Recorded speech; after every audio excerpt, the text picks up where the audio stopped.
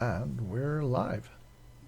Hello, everyone, and welcome to the SC2 Improved Team League. I'm Wardy, and with me is Marvin Mega. How are you Hello. doing? It's been Hello. it's been a long time, I have to say. Yeah. It really has been. At least between me and you, definitely. It's been even longer, I think.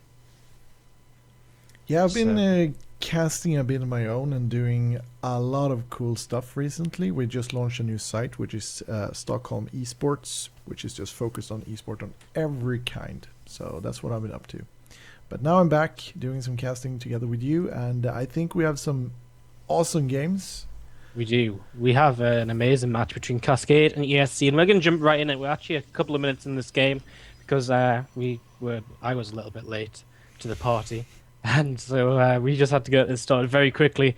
So let's get on with our introductions. In the right hand corner, it's going to be our yellow Protoss player for Cascade, DeathMask. Woohoo! Throwing down Twilight Council, in fact, up there, in the lower right hand corner, we actually have our teal Protoss player, Grave, whose mothership core just pops out. And no real tech from him, but he is on a double gas. And he is hiding a probe in his opponent's main base, but it's about to be found. Yes, indeed. No, it's not. Ooh, it is. There you Ah, go. there we Phew. are. So that might have been a bit of an exciting start if that probe was not found, but hey ho, it was in the end. Everything's okay, and interesting to see this Twilight Council is going to finish up here in a minute. And I mean, it's very fast, and it very well could be for DTs. And that's an interesting opening as Grave just expands really quickly. But it's actually for Blink. Oh, that's a good choice. It's a good map, many ledges, stuff like that. So it's very useful. But we're gonna see if DeathMask can actually, well, get that far so you actually can use it, because there's a robotic facility already producing here in Graves' base. Yeah, it's kind of like a build order. Well, I don't know. I mean, because Graves expanding so early, he's going to be able to put his full overcharge down on the natural, so it'll be very hard for DeathMask to actually kill off his natural at all. And with the fast robot facility, he's going to be able to go straight into Immortals, and that's going to be absolutely great for Grave as well. Let's see how much pressure DeathMask does apply, though. He's actually already got his own robot facility up here, so it's not as though he's completely committed to this blink attack. He's got some backup, but he's going to find himself very far behind in economy if he isn't careful. Yeah. Both players are aiming a bit hard here on defense. There's DeathMask doesn't go for another Nexus here this quickly. And there's a bunch of stuff happening here. One Stalker is actually warping out down in the left corner outside Grave Space here. Another one is quickly joining, so it's going to be some kind of a rush for the mineral line here.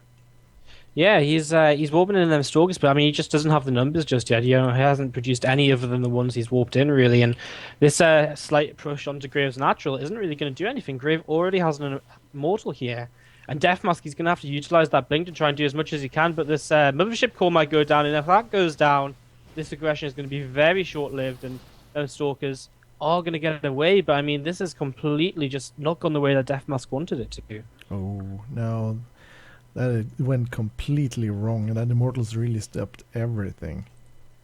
But there are Stalkers alive, there are a Pylon alive, and there are actually sentries on the way now. And let's see if we can actually do some damage with those. It's looking kind of hard, and the economy for Grave is actually becoming better and better, so the longer this game goes, the harder it's going to be for DeathMask. Yeah, definitely. I mean, he's continuing to warp in Stalkers here, and he's still not expanding, which I find interesting. He does have a warp prism to come into this main base with, and he will be able to force field the ramp if he wants to. These Stalkers are going to try and jump on up there. There's that force field just as the other Immortal goes down. So this is kind of really scary at the moment for Grave, who will have enough energy for full and overcharge. So he's actually going to recall into the main base. This is also quite smart, but now his opponent can go force field the ramp on the outside. Yeah, he's going back down, so this is a really good play here by DeathMask. He actually uses the blink and the force fields exactly as he should. This is such an awesome play. And the army of Graves just sitting in the base and waiting. Yeah, that was really cool there. But Grave, I guess he doesn't mind losing his natural so much. Having his main base is more important. If he'd lost all of his tech structures, his robo, his gateways, that would have been bad. Ooh, DeathMask getting a little bit too far forward there, running down a force field, trying to catch an immortal. I think not being successful. He does have a bit of a scary army, but again, then three immortals they pack such a punch. And then with this heavy stalker count, there's no real way that DeathMask can actually have a fight. But ooh, nice force field, Wow. gets himself two sentries. Yeah, it's looking really good here. And checking out the probe count here, 28 probes for DeathMask, 24 for Graves. So, despite being on just one base, DeathMask is in the lead. Continuing to be aggressive here, just using his blink to try and trade away from some shields as Grave continuing to warp in. And yeah, Deathmask expanding behind this, and he does start to get into a bit of a better position here. I feel Grave, he's really kind of thrown his advantage a little bit. He's let Deathmask do too much, and a nice little blink in here is going to allow the scout, and you'll see now Grave going for his own blink. So Deathmask continuing to play well here, making sure he knows what's up and just keeping his opponent inside his own base while he takes his own expansion. This puts Grave into a tough position because as soon as he gets Blink, he basically needs to go break out of here. And once he breaks out, he needs to go counterattack and do damage because he can't afford to just sit back and expand himself. Yeah, still, even if he uses Blink, the Stalker count isn't that high. It's just 7 Stalkers. So that will be easily decimated by all of the Stalkers that are waiting outside. But hey, what do you know? Deathmat's actually pulling back a bit here. He knows what's waiting. Yeah, these Stalkers all coming back a few centuries. Well, everything's going back, in fact. So I'm actually intrigued he doesn't at least leave his Stalkers on the map because if he left his Stalkers on the map, he could, always pressure and make sure Grave can't move out. It looks as though Grave Broned, he's just going to re-expand himself. He's probably quite happy that he's still got a fair immortal lead. So that is something. He does have a War Prism out as well, and he has been harassing with that. And in fact, he's got a few worker kills, not too many, but he did stop a lot of the mining in the main base for quite some time, especially the gas mine. So this has actually been really effective for him. Yeah. And the income from Deathmask is... well, no, actually, Grave actually has a great income now. So they're actually tied. So I think both players actually did really well here at the beginning, just fending off the attack and actually doing the attack. So they're quite equal. Still, Deathmask has the +1 on his way, which is going to make a huge difference in the next encounter. Yeah, +1 really does make a difference, and it's something I'll stay with him throughout the game because with his Twilight Council already up, you'll be able to go straight into +2, and that creates many different timing attacks. Yeah. Potential for him. But Graves going to get aggressive. He has 3 immortals, and he does have his own blink, and he's down on workers. The army supplies are even.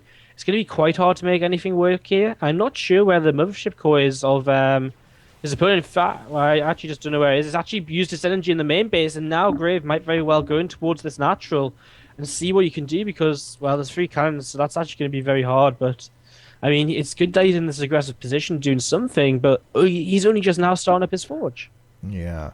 And +1 is very soon finished here, so if Grey wants to go, he needs to go now, otherwise it's going to be at a disadvantage. But hey, look at that. Deathmat's actually moving out, and we're going to see a quick recall actually solves it. So good there from Graves.